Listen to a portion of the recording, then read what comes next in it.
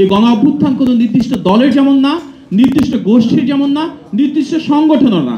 এই গণ অভ্যুত্থান বাংলাদেশের প্রতিটি রাজনৈতিক দল, ব্যক্তি এবং প্রতিষ্ঠানের ছিল। প্রবাসী বাংলাদেশিদের ভূমিকা ছিল, সোশ্যাল ইনফ্লুয়েন্সারদের ভূমিকা ছিল, অভিভাবকদের ভূমিকা ছিল, রিটায়ার্ড অফিসার্সদের ভূমিকা ছিল, প্রত্যেকটি শ্রেণী পেশার গণতন্ত্রকামী মানুষের ভূমিকা ছিল। তবে গণতন্ত্রের অতন্দ্র প্রহরী রাজনৈতিক দল হিসেবে নেতৃত্ব দিয়েছে, সবচেয়ে বেশি ত্যাগ স্বীকার করেছে সবচেয়ে বড় রাজনৈতিক দল হিসেবে বিএনপি। এটাই বাস্তবতা।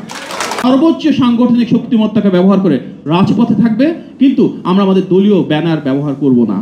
এই কারণেই কিন্তু আমরা যদি দেখি, এই যে জুলাইয়ের 16 তারিখে সর্বপ্রথম যখন আবু সাঈদ শহীদ হলেন, সে একই দিনে আমাদেরও কিন্তু চট্টগ্রামে ওয়াসিম আকরাম ছাত্র দলের একজন নেতা শহীদ হয়েছিলেন, যিনি আমাদের নেতা জনাব তারেক রহমানের ডাকে রাজপথে নেমে এসেছিলেন।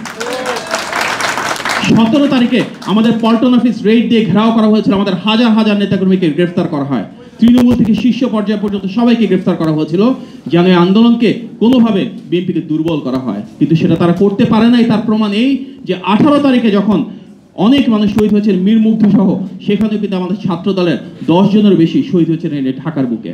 অর্থাৎ এই আন্দোলনে যদি আমরা দেখি 16 তারিখ থেকে 5ই আগস্ট পর্যন্ত প্রতিটি দিন যারা শহীদ হয়েছিলেন, প্রায় প্রত্যেকের রাজনৈতিক পরিচয় যদি বিবেচনা করা হয়, সেখানে বিএনপি নেতা, বিএনপির কর্মী, বিএনপির সমর্থকের সংখ্যাই সর্বোচ্চ। এটি আজ বলার অপেক্ষা রাখে না। এই গণ অভ্যুত্থানে শুধু বিএনপি না, গণতন্ত্রের পক্ষের যুগপৎ আন্দোলনের শরীক প্রতিটি রাজনৈতিক দল যার যার শক্তিমত্তার উপর ভিত্তি করে রুখে দাঁড়িয়েছিল রাজপথ। আমাদের যে ফ্যাসিবাদ বিরোধী আন্দোলন, সবচেয়ে বড় রাজনৈতিক দল হিসেবে সবচেয়ে বেশি ত্যাগ স্বীকার করেছে বিএনপি। গত 16 বছরে আমাদের 60 লক্ষ নেতাকর্মীর বিরুদ্ধে মিথ্যা মামলা হয়েছে, আমাদের প্রায় 3000-এর বেশি নেতাকর্মী শহীদ হয়েছেন, আমাদের হাজারের বেশি নেতাকর্মী গুম হয়েছেন। দেশনেত্রীর সময় আমরা যেরকম দেখেছিলাম, সেরকম স্বাধীন দেশের স্বাধীন নাগরিক হিসেবে মাথা উঁচু করে গণতান্ত্রিক মানুষের স্বীকৃতি নিয়ে বেঁচে থাকবো। সেই বাংলাদেশের জন্য সবচেয়ে বেশি ত্যাগ বিএনপি স্বীকার করেছে, কারণ আমাদের নেতৃত্ব দিয়েছেন বাংলাদেশের গণতন্ত্র এবং ঐক্যের প্রতীক জনাব Tarique Rahman. For more updates, follow us on Facebook, subscribe our YouTube channel, get the latest update on www.daily-sun.com.